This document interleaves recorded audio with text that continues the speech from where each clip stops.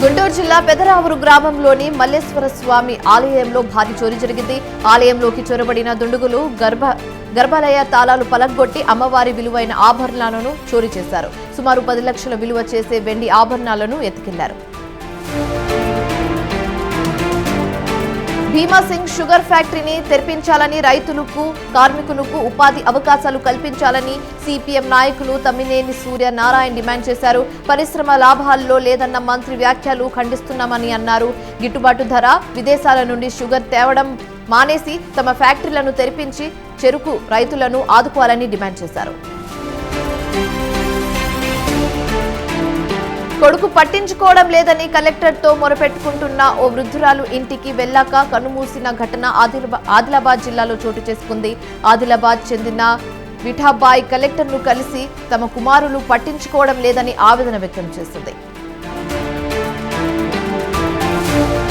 సంగారెడ్డి జిల్లా అమీన్పూర్లో సైబర్ నేరగాళ్లు రెచ్చపోతున్నారు. Online trading పేరుతో ఓ వ్యక్తిని కేటుగాళ్లు బురిడి కొట్టించారు. దీంతో అతడు పలు దఫాలుగా 16 లక్షల రూపాయలు చెల్లించి మోసపోయాడు.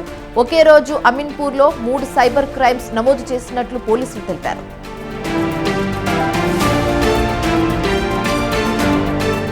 తాగునీటి కోసం ప్రజలు తన్లాడుతుంటే కామారెడ్డి మున్సిపల్ అధికారులు మాత్రం సమస్య పరిష్కారానికి మీనామేషాలు లెక్కలిస్తున్నారు. 1-2 రోజుల పాటు సమస్య ఉంటే సరే, కానీ వారాల తరబడి వీక్షించడం అనేది చాలా దారుణమని చెప్పారు. శాంతి భద్రత పర్యవేక్షణలో కాదు, ప్రజాసేవలో మేము సైతం అంటూ కోటపల్లి పోలీసులు మానవత్వాన్ని చాటుకున్నారు. మంచిర్యాల జిల్లా కోటపల్లి సర్కిల్లో నీటి ప్రవాహానికి పాడైపోయిన వంతెనకు తాత్కాలిక రోడ్డు మరమ్మతులు చేయించి మానవత్వాన్ని చాటుకున్నారు పోలీసులు.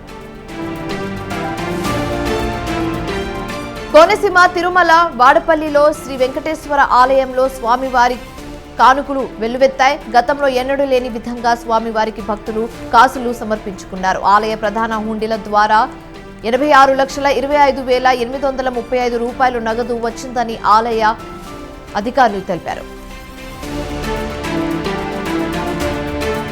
రాజన్న సిరిసిల్ల జిల్లా వేములవాడలోని బాలనగర్ కోర్టు ముందు ఓ ఇంటి యజమాని దర్జాగా రోడ్డును ఆక్రమించి ఇనుప పైపులతో పర్మనెంట్ గా వెండింగ్ చేయించి మరి రేకులు షెడ్లు వేయించి జరిగింది. అయితే ఎఫ్సిసి ఎలాంటి మున్సిపల్ అనుమతులు తీసుకోకుండా రోడ్డును ఆక్రమించి షెడ్